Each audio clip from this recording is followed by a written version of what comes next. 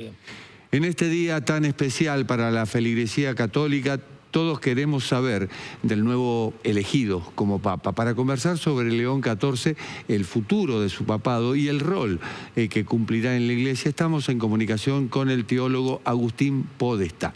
Buenas noches, Agustín. ¿Qué tal? Buenas noches, gracias por la invitación. Este es el año del Jubileo de la Esperanza que nos legó Francisco. ¿Significa León XIV parte de esa esperanza?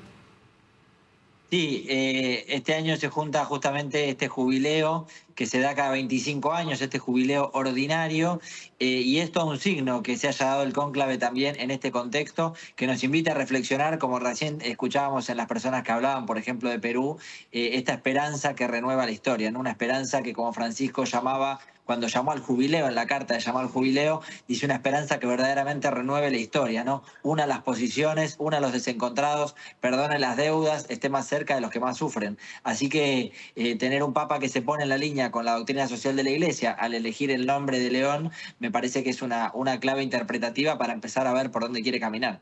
El Papa Francisco instaló la sinodalidad, es decir, las decisiones tomadas por varios, no por uno solo. Supuestamente, a ver si León XIV hace lo mismo. Sí, la sinodalidad es la gran herencia que Francisco le ha dejado a la Iglesia, es la reforma de la Iglesia por las próximas décadas, que es un proceso que inicia, que Francisco inició, ahora hay que ponerlo en práctica. Y de hecho a mí me sorprendió mucho en el discurso que lo diga explícitamente, ¿no? Dijo, quiero una Iglesia sinodal, es decir que lo que nos está diciendo es, estoy tomando el guante de Francisco, ¿no? Estoy tomando el guante de Francisco y voy a llevar adelante los procesos de reforma que sean necesarios para la implementación justamente de la sinodalidad.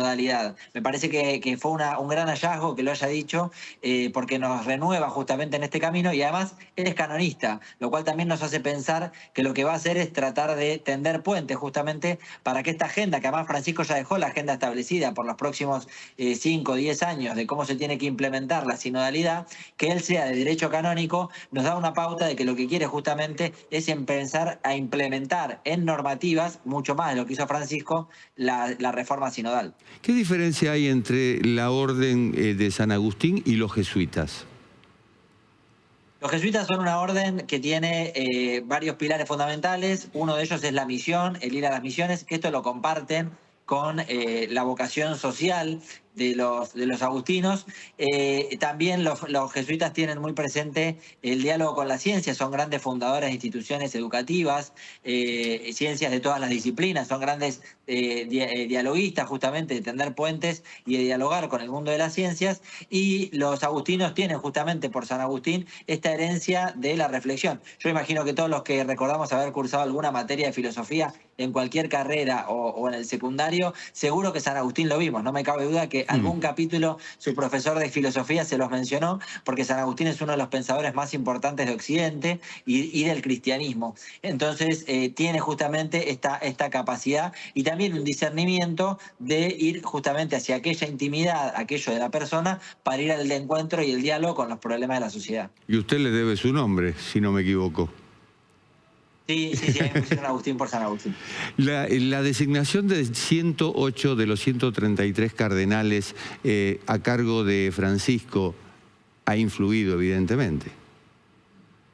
Sí, creo que de alguna forma, si bien no es condición sine qua non, porque después puede haber sorpresas y demás, pero lo cierto es que propiamente en contra de Francisco, que se han pronunciado en contra, es más o menos el 15-20% que ya se expresaba en contra en vida de Francisco, cuando firman aquella carta famosa, Sara y otros cardenales, en contra del pontificado de Francisco y sus enseñanzas.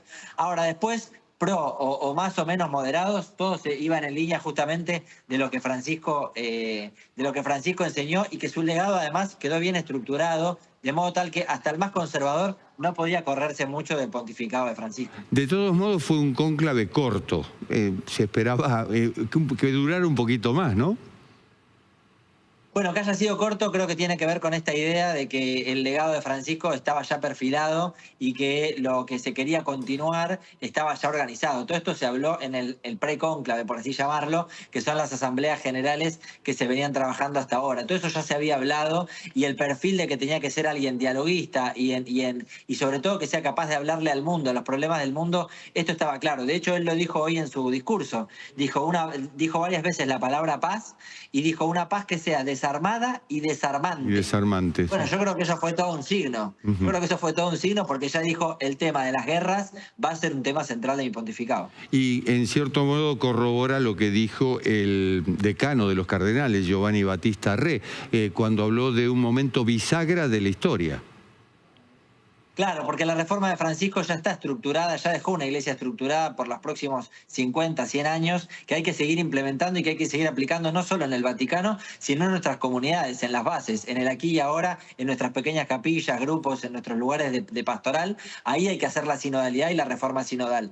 Pero ahora lo que hay que ver es un papa que pueda estar a la altura no solo de las reformas que hay que implementar, sino de los problemas del mundo. Digo, el conflicto de Ucrania, Palestina, Irán, Pakistán, India, digo, todos estos temas evidentemente estuvieron arriba de la mesa y en los trascendidos de las asambleas generales se habló en todas las comisiones. Bueno, fueron los temas que puso Francisco sobre la mesa justamente. Tal cual, el diálogo interreligioso, el cuidado de la casa común, el cuidado especial de los que más sufren, los más pobres y los marginados, que de hecho él lo dijo hoy en su discurso, ¿no? Vamos a ir a buscar a los que más sufren. Bueno, es interesante esto porque continúa justamente esta línea que ni siquiera es de Francisco, es del Evangelio, ¿no? Ir a buscar a los más postergados y a los últimos, a los que más sufren, a los migrantes, a los descartados, a los pobres, a los enfermos, es justamente a los que no solo Francisco decía que había que ir a buscar, sino lo que dice Jesús en el Evangelio. Hoy es el Día de la Virgen de Luján, instituida, si no me equivoco, por el Papa León XIII. A ver, cuéntanos un poquito la historia, cómo es todo esto. Sí, algunos ya hoy decíamos, bueno, hoy se da porque hoy es Virgen de Luján, hoy sale, ¿no? O sea, habiendo tenido un papa argentino tan importante que llevó la Virgen de Luján al Vaticano, hoy esta mañana decíamos, hoy sale el papa porque hoy la Virgen lo manda, ¿no? Hoy la Virgen de Luján.